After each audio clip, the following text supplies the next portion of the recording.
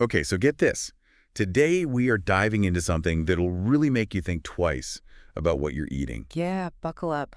Imagine finding out that, something you eat all the time um, is actually a sentient being Right. with, like, its own culture and history. hmm Well, in 2167, that's exactly what happened to humanity. We discovered that pork chops are people. Seriously, it's like straight out of science fiction, but it was a huge scientific breakthrough. Yeah. You see, after decades of genetic research, scientists realized pork chops weren't meat. Oh, They wow. were like a really complex root vegetable Mm. that evolved to like perfectly mimic animal protein. And the real kicker. They were sentient, calling themselves porculans. Wow. It's crazy, right? Yeah. Like, one day we're happily munching on our favorite meals, and the next, bam! Yeah. We're hit with the reality that we've been eating a whole intelligent species. Yeah. So did everyone just, like, immediately stop eating pork chops? Well, not really. I mean, you can imagine this threw the world into total chaos. Yeah. Like everything we thought we knew about food and ethics was flipped upside down. Yeah. So they convened the first Pork Chop United Nations Assembly Oh, wow. in a converted barn. Oh, that's an interesting choice of venue. Right. It really highlights the tension between human and porculan interests. Definitely. Yeah. So what was the atmosphere like at this assembly? Like, can you describe it?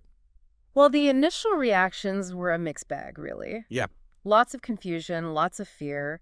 Humans, I mean, they were struggling with the idea of losing pork. Right. I mean, it's such a big part of, like, diets and cultures.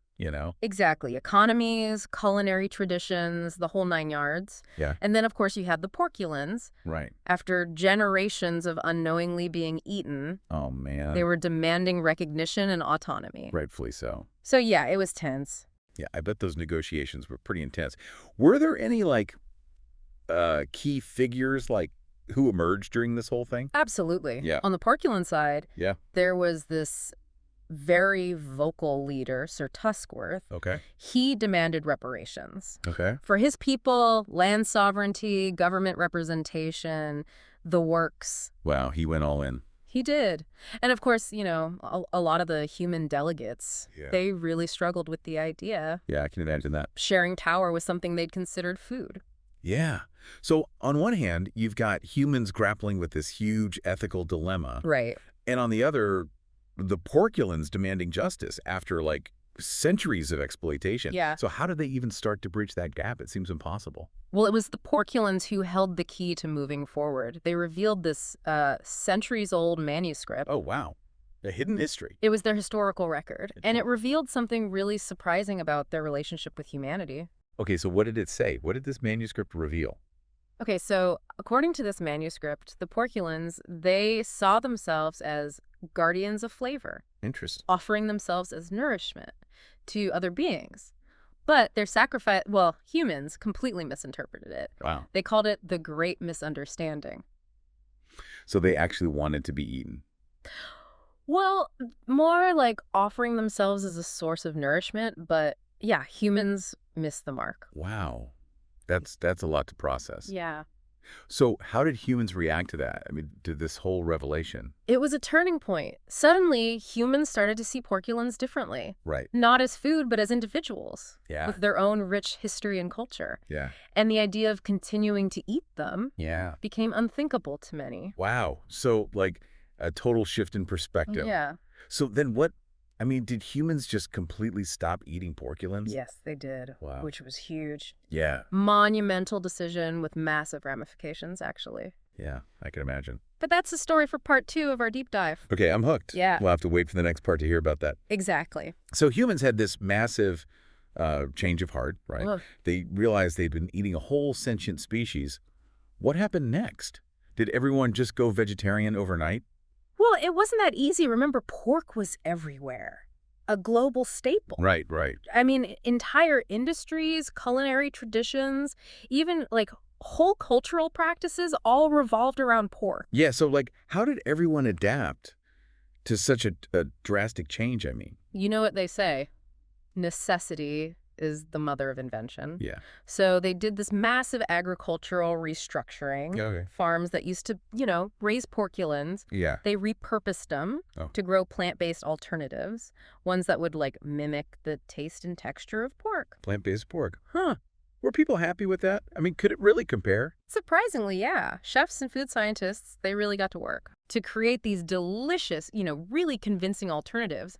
They Well, developed these, like, chop-flavored plants. It's flavored plants. Basically vegetables, genetically engineered to taste and feel like pork. Oh, wow. So you had these dishes like porculan baked tofu, chop-inspired quinoa, even vegan chop stew. So it's like Huh. humans got their familiar flavors and the porculans, got their freedom. Sounds like a win-win. But what about the bigger picture? Like, how did all of this discovery change our understanding of the world? That's where things get really interesting. You remember that ancient manuscript, right? The Porculan Oh, one? yeah, the historical one. Well, it had way more than just their history. It, like, hinted at this deep well of knowledge and wisdom. Okay, now I'm really curious. What kind of, knowledge are we talking about? So the Porculans, they believed they were guardians of something they called the flavor web. The flavor web. What is that? Okay, so imagine, like, a way to share information, and experiences, but over huge distances. It's like a cosmic internet Okay. connecting different life forms across the galaxy. Hold on, are we talking about aliens now? Not aliens like we usually think of them, Okay. but like the Porculans believed life, in some form was out there all across the universe and that they were all connected, a part of this larger network. Wow. That's kind of a mind-blowing concept. So how did humans, like, react to that? Did they believe it? It was a lot to take in. Yeah, I bet. Some were skeptical, of course, Right. but others, they were fascinated Yeah. by the idea of connecting with life beyond Earth. Yeah. This discovery of the Porculans, it really opened up a whole new way of thinking about, our place in the universe. So what about the Porculans? I mean, what happened to them after, the treaty was signed? They didn't just disappear. Actually, they became really active Oh, wow. in shaping this new future. Mm. For both humans and Porculans, I mean. So the treaty, like, set up this new organization, right? Exactly. They called it the United Roots of Peace, the URP, Okay. dedicated to preventing the exploitation of any life form. Wow. So like an interspecies United Nations. Yeah, something like that. Cool. Mm-hmm. So what role did the Porculans play in the URP? Oh, they were essential. Yeah. They brought this, like, unique perspective,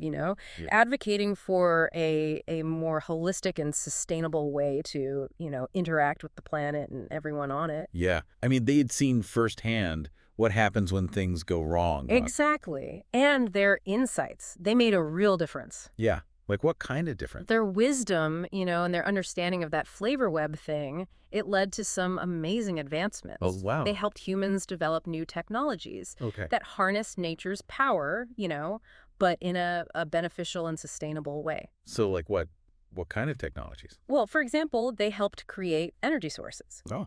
based on the principles of the flavor web, tapping into, like, the interconnectedness of everything. So it's like they went from, being a source of food to being partners in innovation. That's a pretty incredible journey. It is, yeah. Did their influence extend like beyond technology? Oh, yeah, it went much deeper. They helped us rethink our whole relationship with nature, Okay. to see the world not as, like, something to exploit, but as this, this complex web of life Yeah. to be respected and cherished.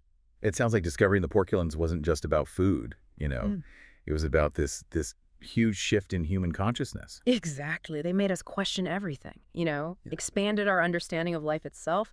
And honestly, they helped us take a giant leap forward in our evolution as a species. So what about Sir Tuskworth, the Porculan leader? Did he like keep shaping this new world? He did. Sir Tuskworth became this respected philosopher, Yeah. advocate for interspecies understanding, Yeah. known for his, sharp wit and his way of bridging the gap between, human and Porculan perspectives. But as you'll see in part 3, Sir Tuskworth's story takes a rather unexpected turn. Okay, so we left off with Sir Tuskworth, this prominent philosopher, bridging the gap between humans and Porculans. What was that unexpected turn in his story? Well, you see, even while he was championing Porculan rights and helping to build a more ethical world, Sir Tuskworth, he had this, like, secret passion. Oh.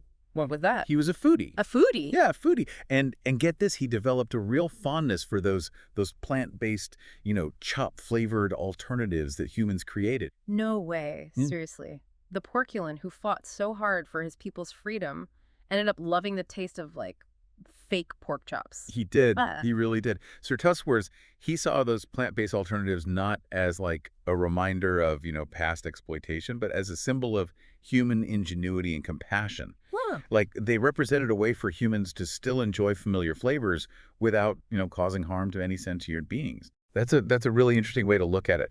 Did his fellow Porculans, did they share his enthusiasm for these faux chops? Not everyone, at least not right away. Yeah. Some of them, it was hard for them to, reconcile with their history. But Sir Tusquarth, he argued that food, like at its core, it's about connection, Yeah. shared experiences. Right. These new dishes, he said, they allowed humans and Porculans to connect over food, over a shared culinary experience, and that forged these new bonds. Yeah.